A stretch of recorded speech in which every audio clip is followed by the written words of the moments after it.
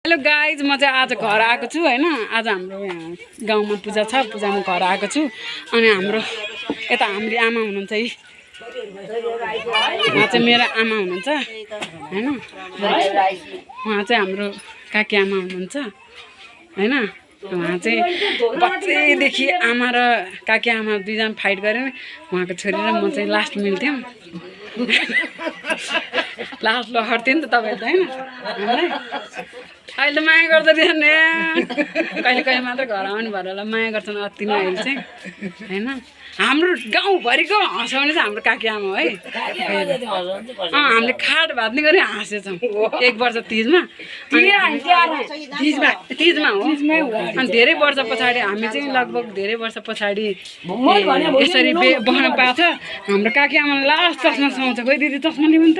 हाम्रो काकी आमालाई चस्मा सुहाउँछ, त्यो चस्मा लगाइदिनु। आज चाहिँ काकीले गाउँमा के अरे के लगाएको अरे काकी महात्मा लगाएको छ, पुरुषोत्तम महात्मा। अनि काकीले चाहिँ आज 31,000 हाल्नु भएको छ। हाम्रो काकी मान्छे मात्र लुरी है, मन चाहिँ फेरि यो फुलभन्दा पनि ठुलो छ।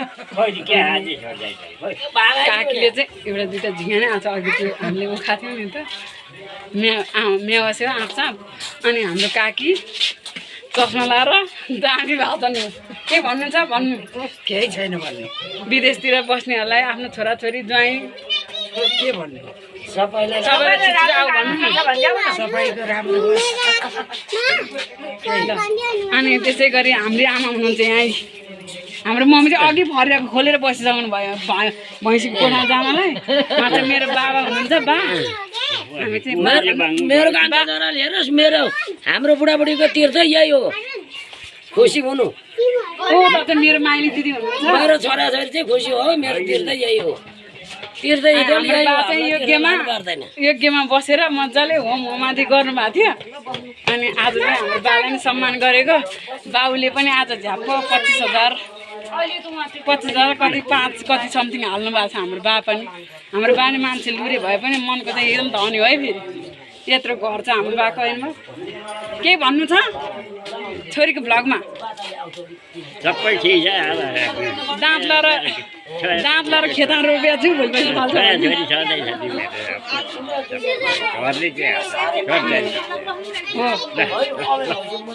हाम्रो बाले चुरोट पनि खान्छौँ, कसैले चुरोट नखानु होला। यता हुनुहुन्छ मेरो माइल दिदी, उहाँ चाहिँ अब महारानी मेरो साथीहरू सबैजना साथीहरू हुनुहुन्छ। उहाँ मेरो साथी।